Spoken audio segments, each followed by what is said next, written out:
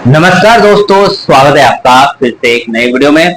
दोस्तों, सभी कर्मचारी और पेंशनर्स के लिए 1 जुलाई 2026 से आपका जो आईडी है उसमें भारी बढ़ोतरी हुई है, जो कि देखा जाए तो सभी कर्मचारी और पेंशनर्स के लिए खुशखबरी वाली बात। चलिए आज इस वीडियो में पूरी जानकारी देने वाला हूँ। बढ़ोतरी हुई है तो कितनी बढ़ोतरी हुई है, कब से हुई है, कौन सी डेट को हुई है, इसी के साथ बढ़ोतरी में आपको एरियर देखने को मिलेगा या नहीं, क्योंकि जो इफेक्टिव डेट रहेगी वो कुछ अलग रहेगी और जो बढ़ोतरी हुई है वो इफेक्टिव डेट के बाद कहीं आपको जाकर आपके खाते में आएगी, तो उसके बीच का एरियर आपको मिलेगा या नहीं। पूरी जानकारी आईडीए इंक्रीमेंट के बारे में जितनी भी पूरी जानकारी निकल कर आ रही है वो पूरी जानकारी आज मैं आपको देने वाला हूँ। 4 जुलाई 2026 को जो अपडेट निकल कर आई है उसमें आपका जो आईडी है उसकी बढ़ोतरी को लेकर क्या बताया गया है, पूरी जानकारी बताने वाला हूँ। चलिए दोस्तों, सबसे पहले अगर आप चैनल पर नए हो तो सब्सक्राइब कर लेना। मेरा नाम है सुनील विश्वकर्मा। जानकारी यूजफुल लगे तो एक लाइक करके जरूर जाना। चलिए दोस्तों, बढ़ाते हैं वीडियो को आगे। दोस्तों देखिए, सभी बीएसएनएल साथियों, सभी बीएसएनएल कर्मचारी और पेंशनर्स के लिए 1 जुलाई 2026 से लागू होने वाली आईडीए बढ़ोतरी और ईपीएफ ब्याज दर की खबर को गहराई से समझते हैं। दोस्तों देखिए, सबसे पहले आईडीए में जो बढ़ोतरी हुई है उसको देख लेते हैं, फिर एक ईपीएफ ब्याज दर भी बढ़ाई गई है उसको देखेंगे। दोस्तों देखिए, 3.5% आईडीए बढ़ोतरी का पूरा गणित समझते हैं। सभी कर्मचारियों पेंशनर्स को ये समझना बहुत जरूरी है कि ये 3.5% की बढ़ोतरी हवा में नहीं हुई है, बल्कि इसके पीछे एक ठोस सरकारी फॉर्मूला काम करता है। देखिए दोस्तों, आंकड़ों के आधार पर बढ़ोतरी हुई है। भारत सरकार का लेबर ब्यूरो हर महीने AICPI all Indian consumer price index यानी कि उपभोक्ता मूल्य सूचकांक के आंकड़े जारी करता है। 30 जून 2026 को लेबर ब्यूरो ने पिछले महीने के जो अंतिम आंकड़े जारी किए हैं उसके बाद जब 2007 पे इसके सेकंड पीआरसी के फॉर्मूले में से डाला गया तो नेट बढ़ोतरी 3.5% निकल कर आई। तो ये ठोस सबूत है। किन किन को ये फायदा मिलेगा ये जानना है, ये सबसे महत्वपूर्ण सवाल है सभी पेंशनर्स और कर्मचारियों के लिए। ये फायदा बीएसएनएल को सभी वर्किंग एम्प्लॉयज यानी कि कार्यरत कर्मचारी, वर्किंग एम्प्लॉयज और फैमिली पेंशनर्स यानी कि जो रिटायर हो चुके हैं कर्मचारियों, उनको 2007 के वेतनमान यानी कि थर्ड पीआरसी के तहत सैलरी या पेंशन जो भी पा रहे हैं उनको मिलेगा। सैलरी और पेंशन पर क्या अंतर पड़ेगा, थोड़ा सा एग्जाम्पल पर समझ लेते हैं। दोस्तों देखिए, मान लीजिए किसी बीएसएनएल कर्मचारी या फिर पेंशनर्स की जो बेसिक पे फिलहाल जो भी जिस समय चल रही है 40,000 मान के चलिए, 40,000 रुपए उनको बेसिक पे मिल रही है। 3.5% का आईडीए इंक्रीमेंट हुआ है फिलहाल 1 जुलाई 2026 से 3.5% का आईडीए इंक्रीमेंट की इस नई बढ़ोतरी के बाद उनकी हर महीने की सैलरी जो आमदनी है उसमें सीधे 1400 रुपए की बढ़ोतरी हो रही है। जिनकी भी बेसिक सैलरी 40,000 है, 1400 रुपए की बढ़ोतरी होगी, और जिनकी सैलरी 20,000 है फिलहाल बेसिक सैलरी, तो उनको सीधे 700 रुपए की बढ़ोतरी देखने को मिलेगी। तो यानी कि 1400 रुपए की 40,000 की बेसिक पर 1400 रुपए की का जो इजाफा है सिर्फ महंगाई भत्ता के रूप में हो जाएगा। यानी कि आपका आईडीए इतना इंक्रीमेंट होगा, जिनकी बेसिक पे जितनी ज्यादा होगी उनका फायदा उतना ही बड़ा होगा। यानी कि आपकी बेसिक पे 60,000 है तो 1400 का सीधा 2100 रुपए आपकी बेसिक सैलरी या फिर बेसिक पेंशन में आपको देखने को मिलेगा।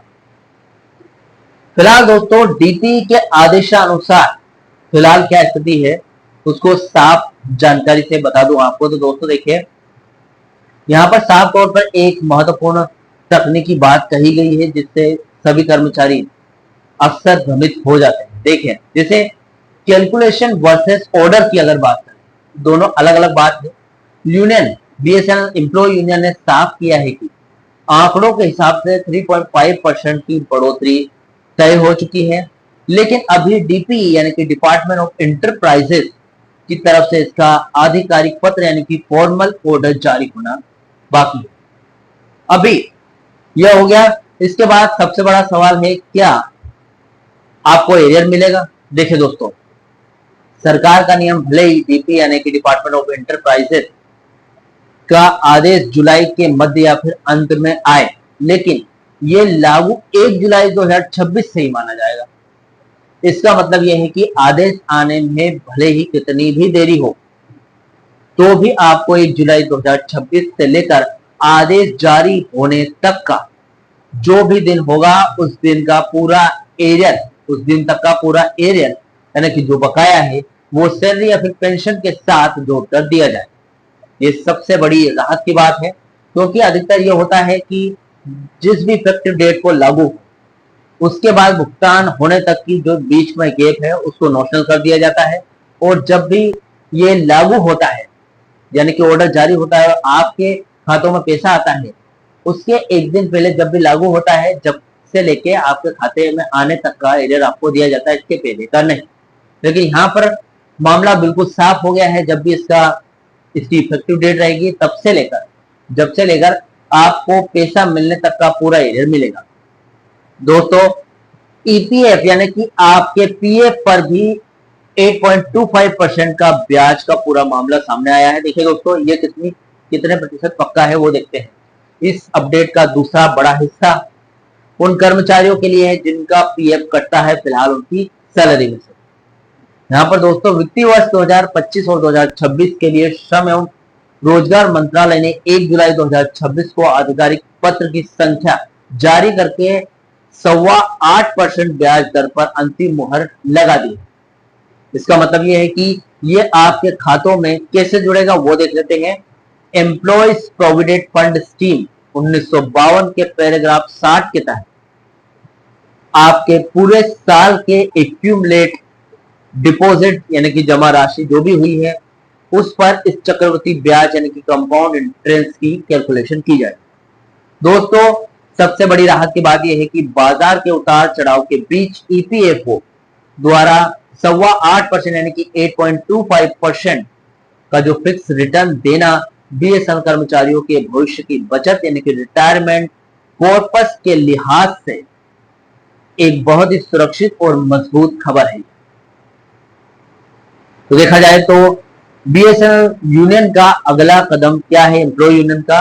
तो देखिए दोस्तों, बीएसएनएल एम्प्लॉय यूनियन इस समय मैनेजमेंट और डिपार्टमेंट ऑफ पब्लिक एंटरप्राइजेस के संपर्क में है। जैसे ही Delhi department of public enterprises इस यानी कि डीपी इस 3.5% की बढ़ोतरी का आधिकारिक लेटर साइन करके जारी करेगा, यूनियन इसकी तुरंत कॉपी अपनी वेबसाइट और सर्कल में फ्लैश करेगी। ये दोनों ही खबरें आईडीए में 3.5% की बढ़ोतरी और ईपीएफ में 8.25% का ब्याज इस मंदी और महंगाई के दौर में बीएसएनएल परिवार के लिए बहुत ही बड़ी वित्तीय राहत लेकर आएगी। दोस्तों, ये दो खबरें थी जो सभी कर्मचारियों पेंशनर्स के लिए बहुत जरूरी जानना, इसलिए मैंने ये वीडियो अपलोड कर रहा हूँ। इस अपडेट से जुड़े जो भी डाउट या क्वेश्चन वगैरह हो तो मुझे कमेंट बॉक्स में कमेंट कर सकते हैं, अपनी ओपिनियन लिख सकते हैं।